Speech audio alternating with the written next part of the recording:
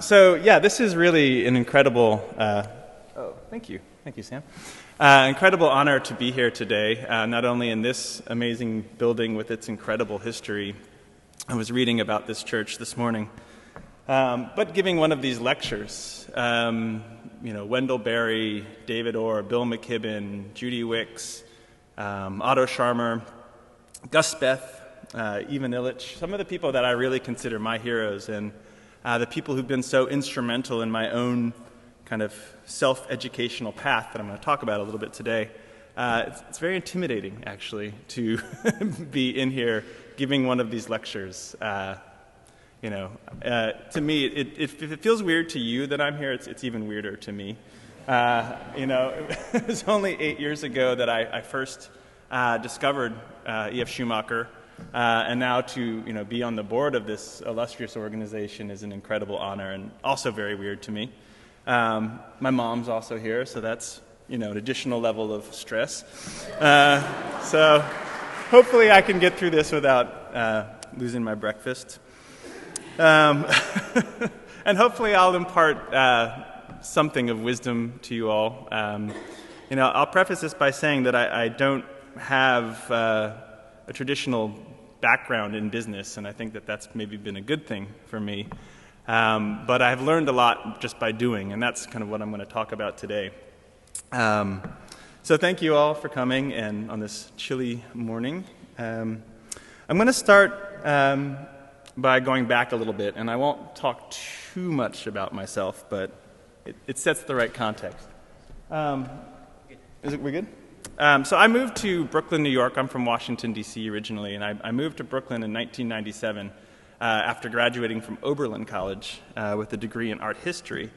And I remember I came to New York. I moved to Brooklyn. This is actually Washington Street in Dumbo, where Etsy's offices are now. This is just representing Brooklyn in general. But I came here. I was entirely broke. I had tons of student debt, and I had honestly no clue what I was going to do. So I did what anyone my age would do. My first night in New York, I went out to a bar.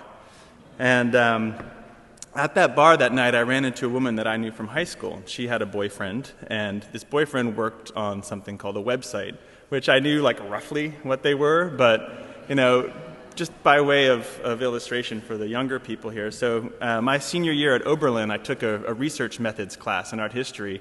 And it didn't involve the internet. I mean, it was just, look at this German volume if you want to learn about this, and look at this Italian one, and here's the Dewey Decimal System. So it's crazy just how quickly all of this happened. But these were the very early days of the dot-coms in New York City. And I went and met this boyfriend of my friend on a Monday. I got a job on a Tuesday, and I just started working on the internet. And that was really kind of the spirit at this first dot-com boom, later bust. But no one really had any formal training in these things. So there was this kind of DIY ethic and entrepreneurial spirit that the community had. And I thought that's how business was done everywhere. So I did that for 3 years. I also was playing in a band at the time. I've been in band since, I was in 6th grade. I did a lot of music at Oberlin, and that was always what I had planned to do. So this is my band. I'm the thin one there, the very pale one, in a group of very pale people. We spent a lot of time in a van, so we didn't see the sun a lot. But this was my band, the French Kicks, and in 2000 I was actually able to quit my day job on the internet and just do music full time. And we spent 5 years, going everywhere you could imagine, playing shows big and small. And, I mention this because this really, to me, was my first real startup. No money, no idea what we were doing, but, starting your own business, your own creative business especially, you learn how to do everything. Sales, marketing, accounting, finance, and as you can imagine, with all that time spent in the van, there's lots of difficult HR issues. So all of these things that later proved to be very useful skills for me. I also learned about merchandising. And so, interestingly enough, this led me to my next startup. So I started making T-shirts and posters for the band. I taught myself how to screen print by reading online tutorials.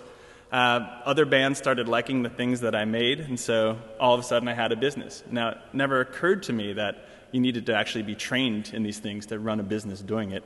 I remember my wife's father, when we first met. He's a German fellow, and he was very surprised that I was an art history student and I wasn't an art historian.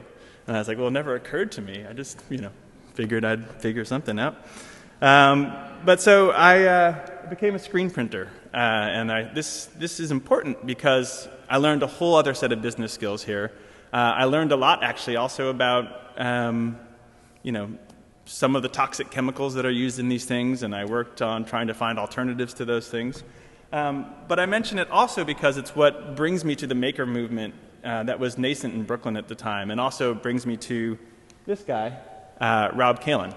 And so at the time, Rob, my wife, who was my girlfriend at the time, we were all living in this apartment in Fort Greene, Brooklyn. And Rob was one of those guys that did a little bit of everything. He'd just graduated from NYU, which was his fifth college, in classics. So who knows what he was going to do or planning to do. But he could take beautiful photographs. He could do woodworking. He could do all sorts of things. And it's actually pretty funny. This is kind of how Etsy began.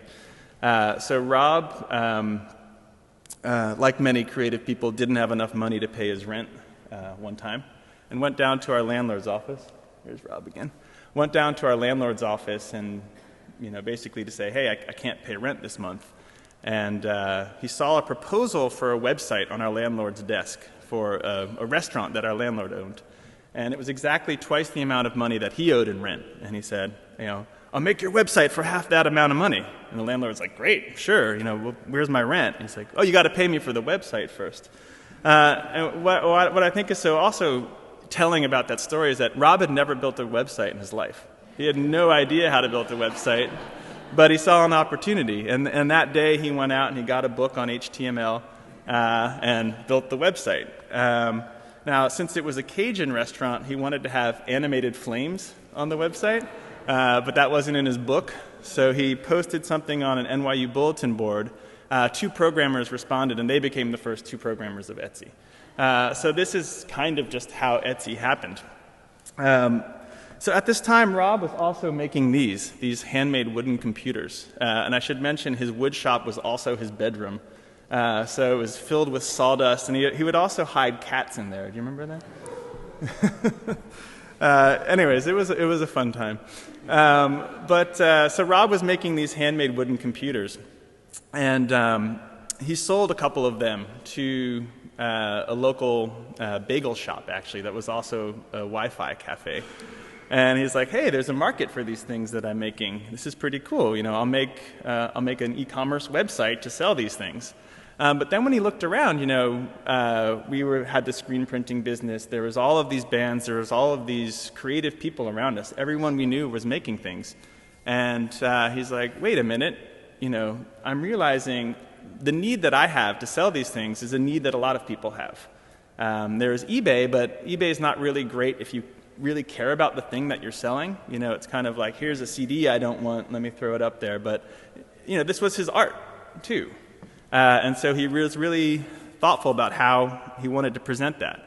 So rather than make a website for himself, he got Chris and Haim, the 2 programmers from NYU, and another programmer named Jared, and made this, Etsy. So Etsy launched in 2005. I think it's worth noting that there wasn't a business plan behind Etsy. It wasn't, this, we see a lot of market opportunity in the craft and hobby industry. We can really leverage that. It was more just, here's a need for artists. And, to this day, the business model of Etsy is the same. We charge 20 cents for someone to list an item, and we take 3.5% commission when that item sells. And that's what it was then, too, except for those first couple months when it was free. And I remember, the 3.5% seems so arbitrary. And I remember, you would think that would be part of a business calculation. But Rob's like, how much is eBay? I'm like, I don't know, 4%? He's like, we'll make ours 3.5%. And so that's what it was. And I remember I've talked to lots of Etsy artists, are like, couldn't you have just made it 5%? I can't do this math. It's so hard. So anyways, this was the site. And then Rob, so I was getting out of the music business. I was tired of touring. And Rob said, well, why don't you come do this with me? And I was like, well, what would I do? I'm not a programmer. He's like, you can be the marketing guy. And I was like, I know nothing about marketing. He's like, you'll be perfect then. And so that's what I did. And this is actually the first piece of marketing that I made for Etsy. And you can tell that I'm not thinking in like a web-savvy way. I'm like, let's hand screen print posters and put them up around town. But that's what we did. And I also love this poster because I think it captures the essence of Etsy and the way we were thinking about business even at the very beginning. So if you can see it, that's a kid throwing a rock at a factory, and it says en masse production. And even before reading Schumacher or Gandhi, who called for production by the masses, that's what we were thinking about. And we thought that there was a political element to Etsy, the self-sufficiency with doing it yourself, the ability to not have to buy into a system that we knew was actually corrupt and felt wrong to us. So, I started out as the marketing person, and just like every other job I'd had, I just figured it out. I started reading lots of marketing books. I started reading lots of business books. And the more I read those things, the worse they felt to me. I was like, really? This seems so weird. And where are the people in this equation? I learned a lot about advertising, and I was like, what a waste of money. If we've got $20,000 to spend, the least creative thing we could do would be just to blow it on one ad. Let's actually try to use this money to build a community and support the artists that are selling on the site. So that's what I did. I traveled around the world, kind of like I was in a band, and I met with local groups of Etsy sellers. 97% of the sellers on Etsy at that time were women. It's about 90% now. And I went around and just tried to learn from that community and figure out how we could support them. So it was kind of like being on tour again, but less time in a van. But I think as we learned, we really realized it was the community that was key to Etsy. So we created community spaces in our office called Etsy Labs where people could come in and make things. It's funny, actually, the screen printing business, we kept it running at the same time as Etsy for a little while because we didn't know which one was going to pan out. But if you go to Etsy in Brooklyn, our screen printing press is still in there. We moved it into the office. And so we have these spaces where people can come and make things. This is our community space in Berlin. It's called the Etsy Labs.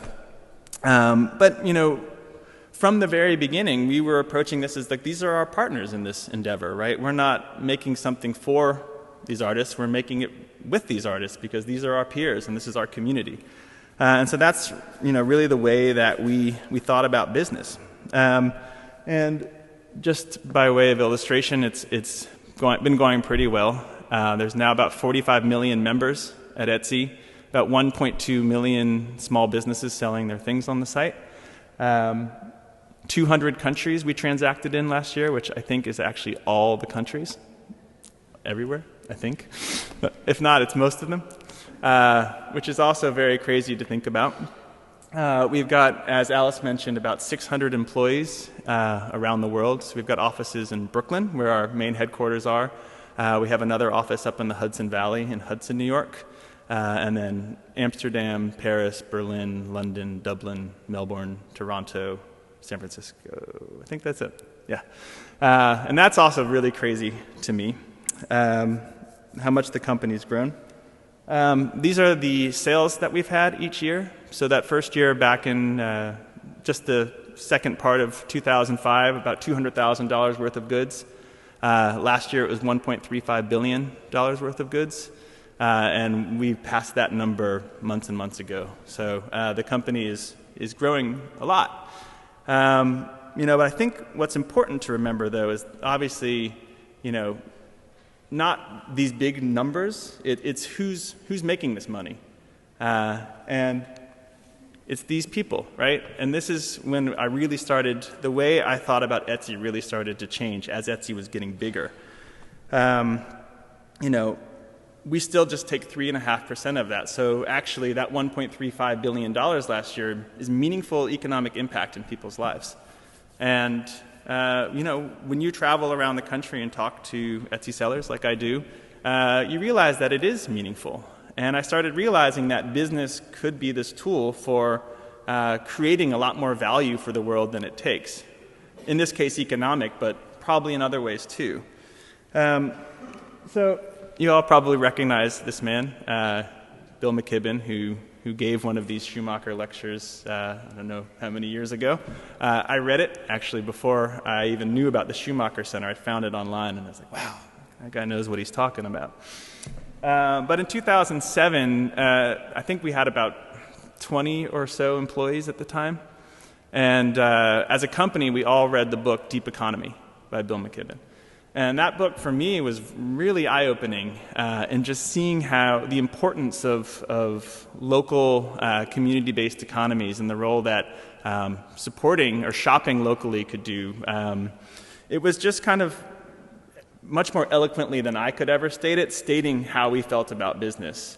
And that really started to shift the way that I was educating myself about business. And I didn't want to read business and marketing books anymore. I wanted to read Bill McKibben and Satish Kumar and all of these interesting people that I was being introduced to, or I was discovering for me for the first time.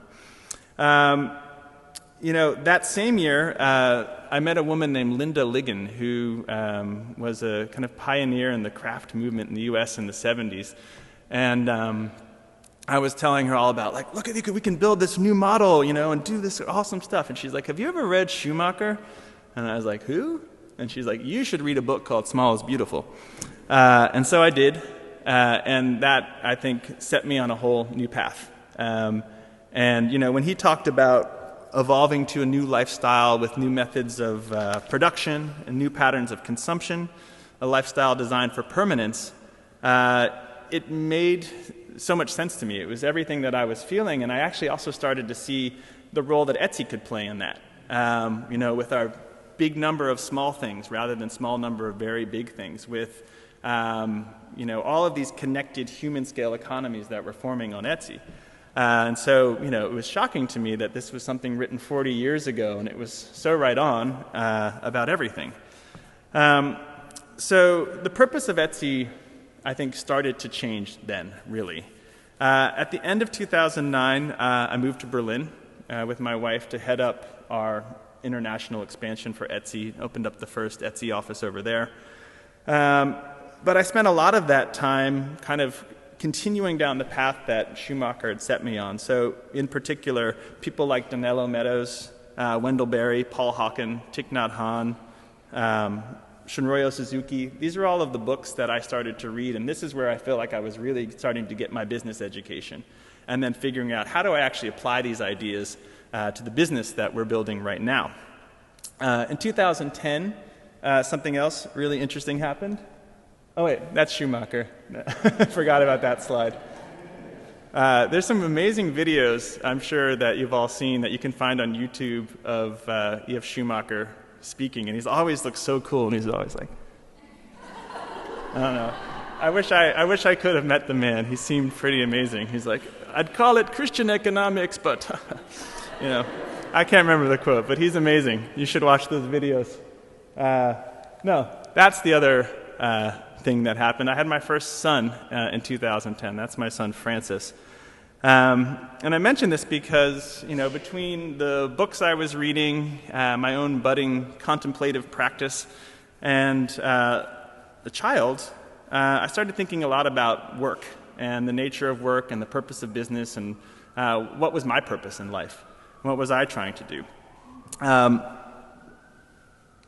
That next year, actually, 2011, we hosted the first ever Etsy conference or event, and people for years had been saying, "Oh, you should put on a big craft fair." And I was like, "Yeah, maybe we should do that." But where I was and where we were thinking as a company, I think this was a very pivotal moment because it marks the shift when we were just publicly saying, oh, it's your place to buy and sell all things handmade. And we started thinking, actually, no, it's this platform for building a new economy. And so this was an economics conference that we put on. I think it's also worth, I've got a quote next. This is very tacky, but I'm going to quote myself. Sorry. I don't know if you can read that. I'll say it.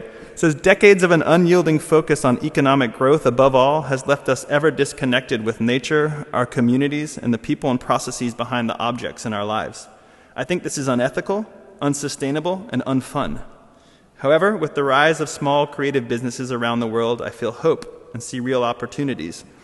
Opportunities for us to measure success in new ways, to build connected, community-based economies, and most importantly, by doing so, help create a more permanent future. This event is also noteworthy because we had Judy Wicks there, and this is the first time that I met Judy and started to learn about all of the work that she did. And it also really cemented the notion in my head about the role that business can play in helping to build this new economy. There's little doubt that a lot of giant corporations, especially with their outsized influence in politics, which I think is just so awful for so many reasons, they really drive so much of what is troubling in the world. But I think what Judy has shown us, here's a Judy quote, Yvonne Chouinard from Patagonia, Ben Cohen from Ben & Jerry's, Ray Anderson from Interface Carpet, that business doesn't have to be degenerative. In fact, business is just a tool, and it's all about how you use it.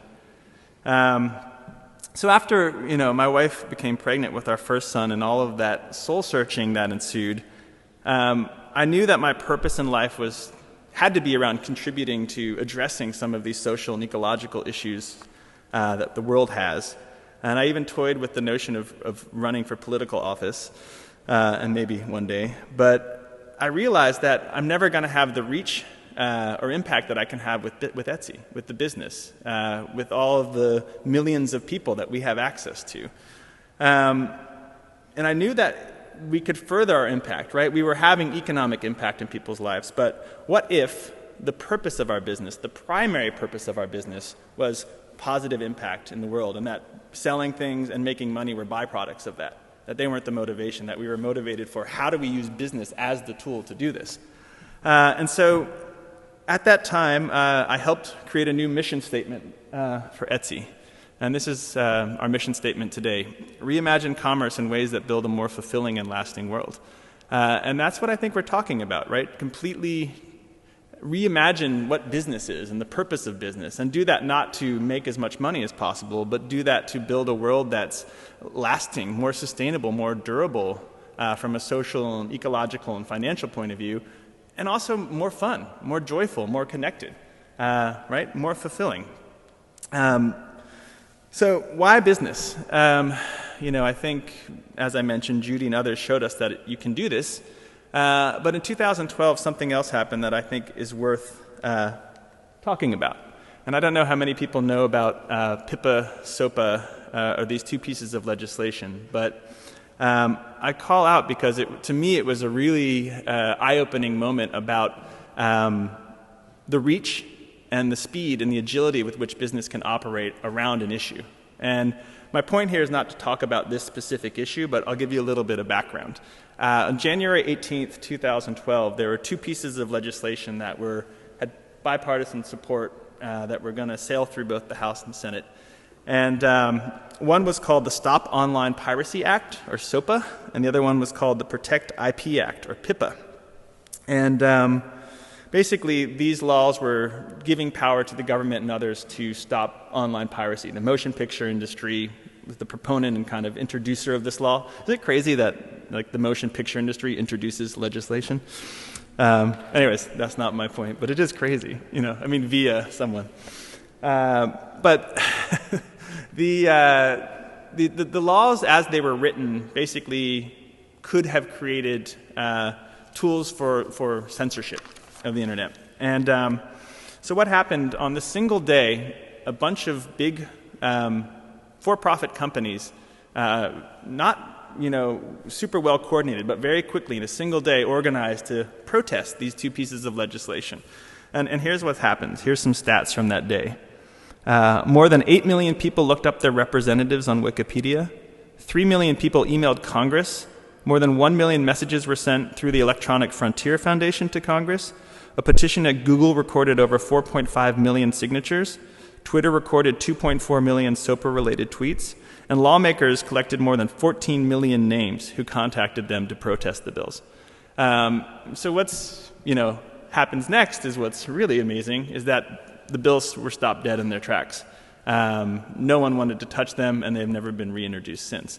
So, it's not the bills themselves, but it makes me realize that business can be a very powerful tool. And if you think about that, the people behind that thing, there's a handful of people there. It's not trying to convince these completely, stuck partisan politics, special interests that can't, even put common sense before anything else. So it showed me that business can be the right tool. But it's all about how you use it. You have to use business right. So what does it mean to use business right? A few years ago, as Etsy was becoming really successful, I began to develop what I can only call a case of imposter syndrome. I, just like anyone else, have a lot of insecurities around what I do and am I qualified to do this? I never went to business school. Like, why are you here listening to me? I guess because you want to support the Schumacher Center, so that's great, but who am I? And here I was speaking at these big marketing conferences, and I felt like someone was going to catch me. Like the board of directors was going to be like, all right, the jig's up, buddy. You're out of here. Here I was at these conferences, and I was like, I find a lot of advertising morally questionable, but I'm the marketing guy. So, that was pretty funny. I found, maybe growing the company isn't the best thing. Maybe it's not always about growth. These are the things that I was feeling, but I felt nervous. I felt like I didn't have the authority to be saying them. So at this moment of real insecurity, I decided that I needed to get an MBA. And I decided it'd be a really good idea to, spend my only free time away from my family, spend $70,000 and get this degree, learning a lot of the things that I actually felt like I could teach just because I'd been doing them, and a lot of things that were morally questionable to me. And I say this not to put MBAs down. My brother has an MBA, and he's definitely the smart one in the family. I'm very glad, for example, that our CFO has 1 or 2, I don't know, maybe 3. She's a lot smarter than I am. So, this is not a critique of MBAs, but maybe a critique of how we're educating people and what we're educating, what we're teaching them. I realize that if we're trying to reimagine commerce, reimagine how business is done, then maybe I shouldn't be learning how to do it like everybody else. And I think Schumacher said this too. In Small is Beautiful, he wrote, hold on, let me get that quote right. The perpetual state of crisis in which we find ourselves suggests that there might be something wrong with our education. And I think that's true. For him, the task of education, first and foremost, was about the transmission of ideas of value. He also wrote, more education can help us only if it produces more wisdom. And 20 years later, during his Schumacher lecture, David Orr, go Oberlin, echoed this sentiment. And he said, the skills, aptitudes, and attitudes necessary to industrialize the earth are not necessarily the same as those that will be needed to heal the earth or to build durable economies and good communities. And isn't that what we were trying to do with Etsy? Reimagine commerce to build durable economies and good communities. So I asked myself, what are the skills, aptitudes, and attitudes that will get us there? As a first step, to echo Schumacher, I believe we need to bring more wisdom to education. While I believe business skills are very essential, you need to know some accounting and some other things to be an entrepreneur, I feel like they should be supplemented or even secondary to courses in subjects like systems thinking, permaculture, ecological commerce, biomimicry, art, craft, authentic leadership, ethics, citizenship, nonviolent communication, community organization, just culture, and mindfulness, to name a few. These are the things that I find have been really useful for me as I've been on my own educational journey. I also think we need to take education away from the wholly theoretical and move more towards the experiential. This is something that my whole education of business has been experiential. I just figured these things out by doing them. And, you mess up a lot, but that's okay. David Orr in that same lecture said, "Things like rivers are real, disciplines are abstract." And I often ask myself, is mastery of Microsoft Excel more important than mastery of one's own mind through meditation?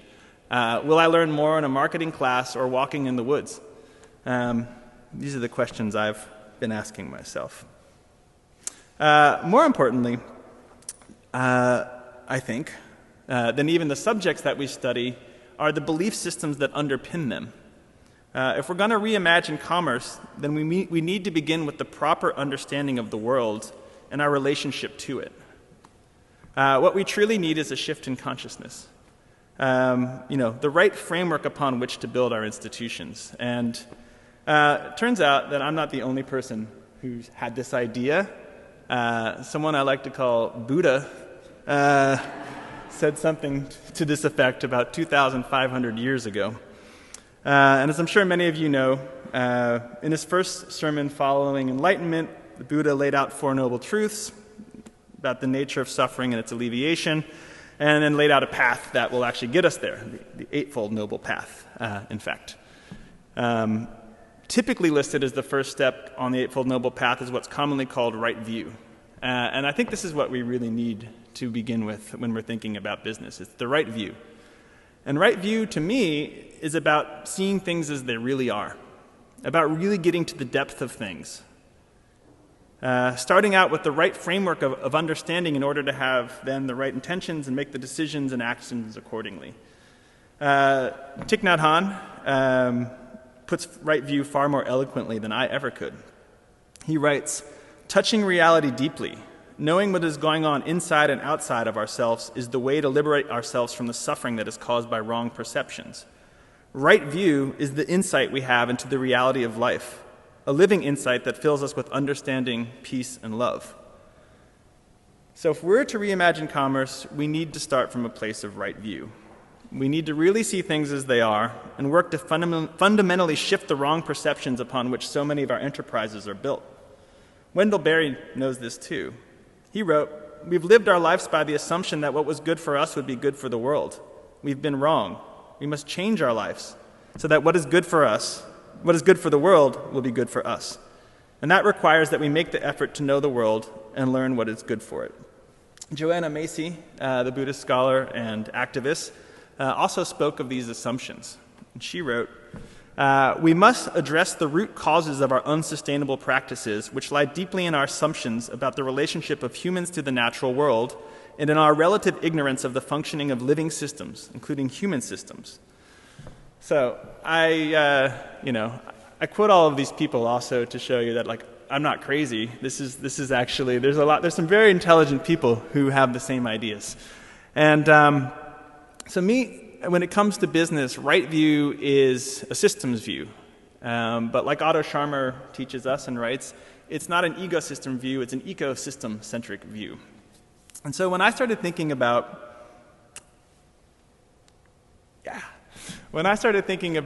the reimagination of commerce, I started saying, maybe we don't need to be looking to Amazon or eBay or these other big businesses to do things differently. Maybe we need to be looking to nature. And when I started to look to nature to think about what can we learn, what can we learn about business from looking at nature, I realized there was a ton. There was a ton of incredible information there, just ripe to be learning from. And I started thinking about ecosystems. And when you think about ecosystems, I was thinking about, well, what's the place that Etsy plays in the ecosystem? And I realized actually that you literally can't have ecosystems without Etsy in the middle. Anyone get it? Sorry. As my colleagues know, I kind of found that one day and I was like, whoa. It was quite a surprise. It's not that clever, but there it is. So all joking aside, I started thinking about the lessons that we could learn from looking at ecosystems when it comes to business.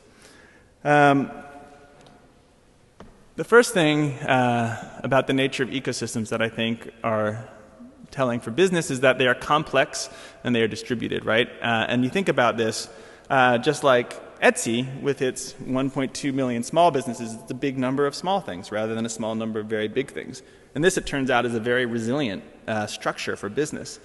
I started thinking about, sadly, so much of the way agriculture exists today, and you have these big monocultures of corn or soybeans or whatever. You drive across the U.S. and you just see miles after miles of cornfields, probably in places where there was once a lot of rich biodiversity. Well, what happens, to sustain that, you need to pump more and more chemicals into the ground. You need more and more insecticides to actually, keep these things alive. And the soil is ever degrading. I mean, anyone here could talk about this stuff. But, what happens, say, if you get a blight or an insect that likes to eat corn? Well, the whole system collapses, right? It's not a resilient structure. You have all of these brittle concentrations. And I was thinking about this. This is true for economies, too. So Etsy runs a program called Craft Entrepreneurship, where we partner with cities to do entrepreneurial education for underserved populations. And we do these all around the country, one in the UK. We do one of them in Rockford, Illinois. And as we were establishing this program, I met the mayor of Rockford a few times, and I was talking to him about his city. And he was saying there used to be hundreds of these artisan furniture businesses there. And, Michelle, I'm sure, can relate to these stories. What happened, you start to have consolidations, and then these big things come, and everyone goes and works. Hi. Everyone goes and works for this small number of very big things rather than this big number of very small things. And what happens when that factory leaves that town? Well, the whole system collapses, right? So there's an important lesson here in understanding the distributed, complex interactions of an ecosystem. Another thing about ecosystems is that they're dynamic. They're always shifting and always changing. And this is, I think, incredibly important for business people, for entrepreneurs. Like ecosystems, businesses are always changing, and they're always moving really quickly. And I attribute my longevity at Etsy to the fact that I don't hold on too tightly to things, that I am flexible, that I move with the energy and the flow, and I recognize that it moves. I feel like the people who get too caught up in an identity or a fixed sense of, well, I'm this person, so I need to do this. Those are the ones that don't last, and those are the businesses that don't last. Another thing about the nature of ecosystems is that they're patterns within patterns, right? They're made up of ever smaller ecosystems. And this, I think, is probably one of the most important lessons that you can learn about business. I'll use Etsy as an example. So we have the business ecosystem of all the businesses, and then maybe the ecosystem of tech companies, and then we have the ecosystem of Brooklyn businesses or New York businesses, and then we have the ecosystem of Etsy, which is made up of the ecosystem of sellers and the ecosystem of buyers and the ecosystem of suppliers and the natural systems, blah, blah, blah. Systems within systems, right? All the way down to, say, the ecosystem of my team at Etsy or the teams at Etsy, all the way to the ecosystem of me, right? I am an ecosystem too. My whole body is a system. And this is where it gets very, very important. All of those little tiny parts are interdependent, and this is the key to thinking about it, right? The success of Etsy is connected to the success of all of those pieces too. And so if you see yourself as part of an interdependent ecosystem, then you need to make the decisions that create the most benefit for all of the little stakeholders that you can, right? And you should never make decisions that come at the detriment of one of those stakeholders, because that's, you're going to be harming yourself if you do that. You should do business in ways that are good for your peers, good for your neighbors, good for your employees, and good for you, and perhaps most importantly, good for the planet, right? The planet is part of the ecosystem. The planet is the ecosystem, right? There is no economy without ecology. Everything is connected. Just in case you're not convinced, Schumacher knew this too. He wrote, "Modern man does not experience himself as part of nature, but as an outside force destined to dominate and conquer it. He even talks of battle with nature, forgetting that if he won the battle, he would find himself on the losing side." So looking one last time to ecosystems, we're presented with a strategy that teaches us what we need to know to operate from this. And that's basically that the most abundance exists at the connections, where these things come together. Think about, the edge of a forest, an estuary. You have the most biodiversity. You have the richest soil. And this is true for our business. We create the most abundance when I'm connected as the ecosystem of me, body, mind, and spirit. My team is connected, where we see that, Katie's success is my success, Will's success is et cetera, et cetera, et cetera. We create the most value when we connect a buyer with a seller, right? That meaningful transaction, that's what makes Etsy special.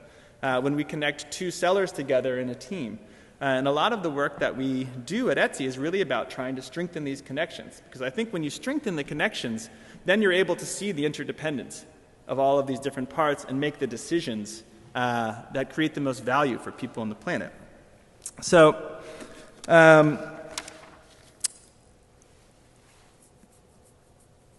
I want to quote Judy here, actually, one more time. She knew this inherently. Judy Wicks, we're talking about. During her Schumacher lecture, she said, "I attribute our success to making decisions not for the sake of maximizing profits, but instead maximizing relationships with our customers and staff, with our community and with our suppliers and our natural environment." And that's what I think it's really all about.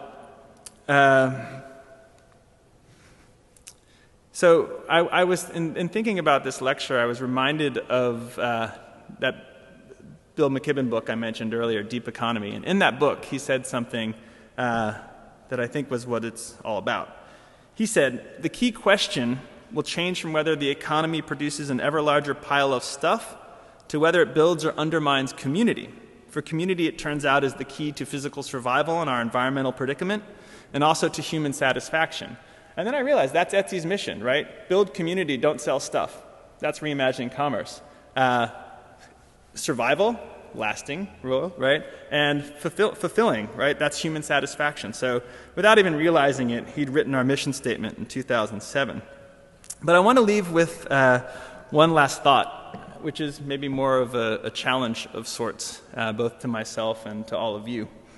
When you think about the incredible challenges that we're facing right now, climate change, wealth inequality, resource scarcity, plastic islands in the sea, tar sands, fracking, loss of indigenous culture, waste, these things are all connected. And I hate to say it, we're all complicit in these things. We're all part of this. And, as much as I want to just blame ExxonMobil and Monsanto and all of these companies, it's the choices that we make as consumers that also perpetuate the system and create a lot of these problems. We're consumers of thoughts, consumers of goods, consumers of time, consumers of food. You get the picture. So to meet these challenges, I think we all need to think more deeply about the choices we make as businesses, as individuals, as consumers. And I'm not saying this to make anyone feel guilty. I'm just as much a part of this as anyone else.